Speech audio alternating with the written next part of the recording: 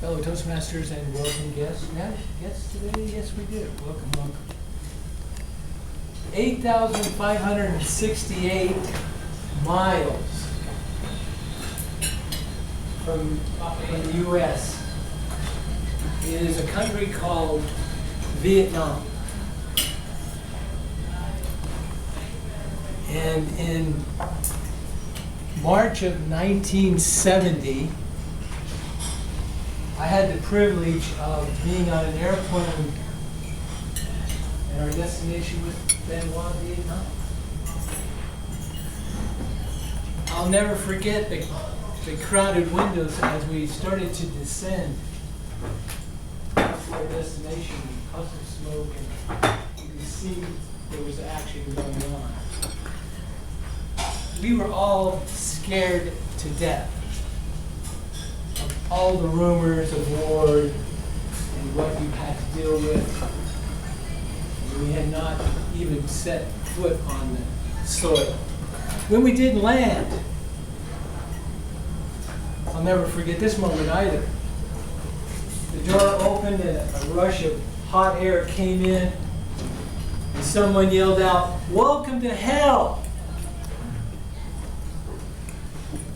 Fall out as fast as you can.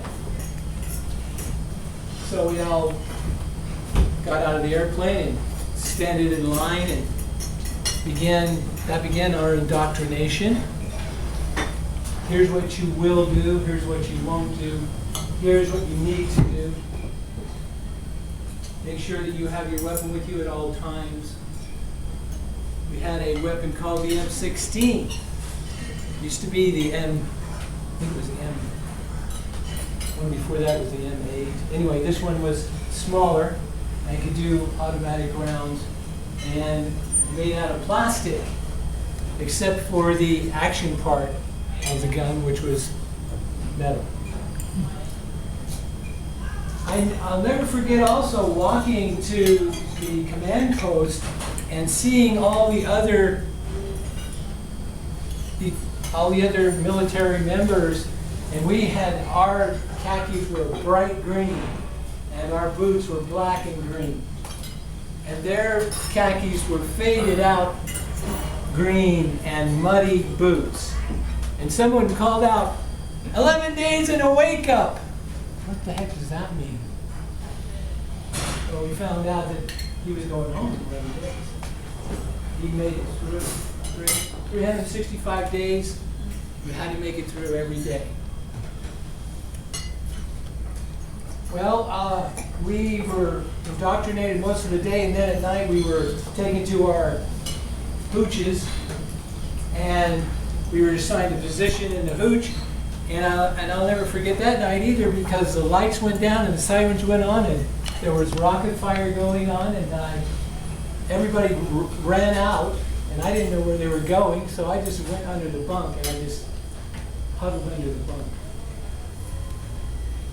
It was, I can't remember how long before they came back, but I didn't know if I was going to live or die at that point either.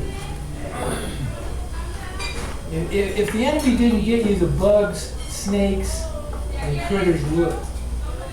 They had water beetles about this big, centipedes, snakes, monkeys. Fortunately for me, I wasn't not in the infantry. I was in the Signal Corps. My MOS was 36C20, which is called the telephone lineman.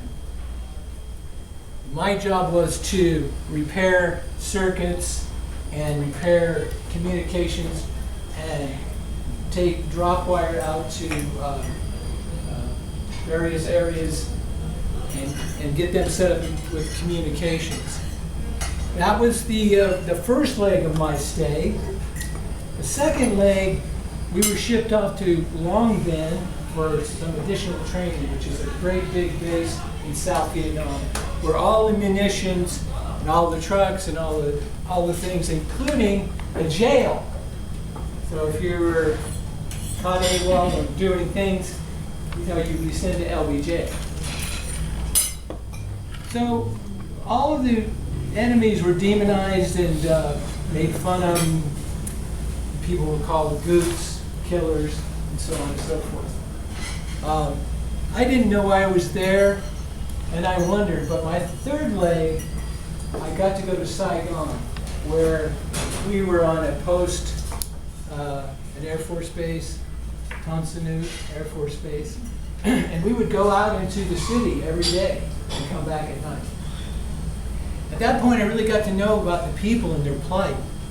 They're really just normal people, just like we are. They're trying to make a living, raise families, and all of a sudden the war starts, and they've been oppressed so many years that they didn't know who to trust and what to do. And there are some simple acts of kindness that I saw that told me that these people are just like us. They're just trying to get along. So I guess the thing that I could take with me from my experience of Vietnam was that we're all the same. We need to come together and take care of one another.